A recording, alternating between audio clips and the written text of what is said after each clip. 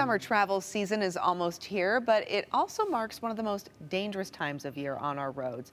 You know, the period between Memorial Day and Labor Day, it's often called the 100 Deadliest Days because of the spike in serious and fatal crashes, especially involving teen drivers. So joining us now to talk about how families can all stay safe this summer is Craig Swapp from Swapp Associates. Great to have you here. Well, thanks for having me, Melissa. Yeah, you know, this is a really important reminder, especially as we head into those busy days of road travel for the summer. But let's talk about the time between Memorial Day and Labor Day. Why is it known as the 100 Deadliest Days on the road? Well, statistically, that's when there are more fatal accidents on the highways across the country between those two dates. And I really think it's attributed to that's just when we all get out and go. You know, we talked about your little trip you're going on. And yes. I think millions and millions of people are doing the same thing. That's one of the reasons. The other thing that we see a lot of is young drivers, teens.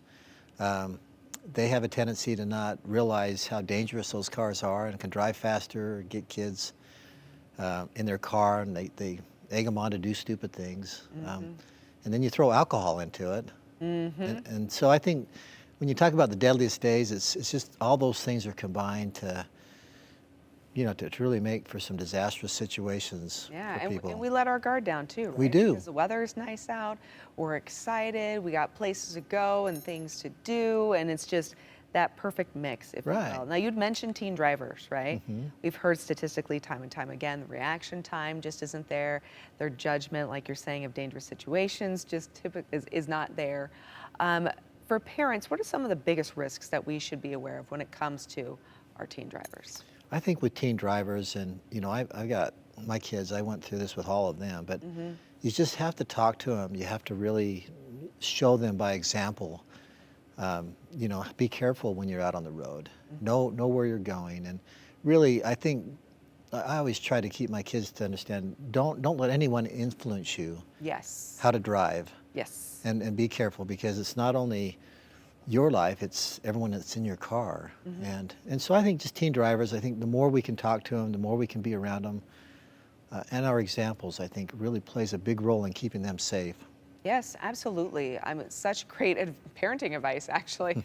But not only when they're driving, but when they choose to ride with a friend too, right? Making sure that they're judging that situation properly and making the right decision for them. Yeah, be really careful who you get in the car with. Yes. And when you are, if you see something going on, really encourage your friend to slow down or to whatever they can do to be safe. Yeah, and I shared with you my long road trip that I have coming up this summer.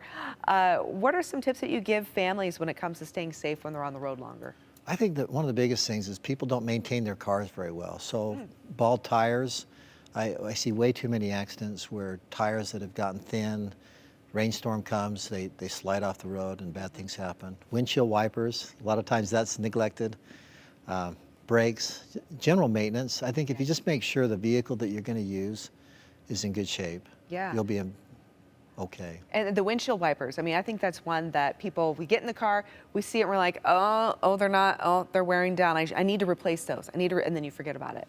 And then a storm comes in, and you're like, oh, I really need to replace those. And before you know it, your vision is almost gone. Gone, yeah. Right? Like, so just get on it, get it done before it really causes a problem. Yeah, just take some time to think about what's needed, and make sure that car, you know, is ready to go a long distance. Yeah, and you're making it a priority. Yeah. You had mentioned too, you know, mixing alcohol into that. Distracted driving, impaired driving continues to be a major concern always, right? But give us some reminders. What do drivers need to be aware of as they head into the busy summer with that? I think, you know, don't drink and drive is probably the biggest rule, but, you know, drive during the day. During the daytime, it's safer than it is at night. Particularly those impaired drivers, you know, you just can't see them as well, but to keep you safe, take naps, you know, take breaks, do whatever you need to do to make sure that you don't fall asleep while you're driving is a big one. And I know we all try to get to that destination. You know, we're going to get there by whatever time. Well, it's better to get there than to not. And I think if you can just really, you know, if you're tired, do something about it. Don't just keep pushing it. Yes, yeah, pull over, take a nap, maybe get a hotel. Drink a lot of caffeine if you need to. Yeah. Right? Have somebody next to you keeping you awake. Yes. Okay, but if someone does get into an accident, maybe they have an unfortunate situation here, what's the first thing they should do, and where can they go to learn more too, by the way? Well, that's what I've been doing for 35 years. We help people that have been hurt in accidents that are not their fault. CraigSwapp.com is the URL. But we're happy to answer any questions that your viewers may have. We've seen just about everything and want to make sure that we can help wherever we can. Wonderful. Thank you so much, Craig. Greatly appreciate it. You bet, Melissa.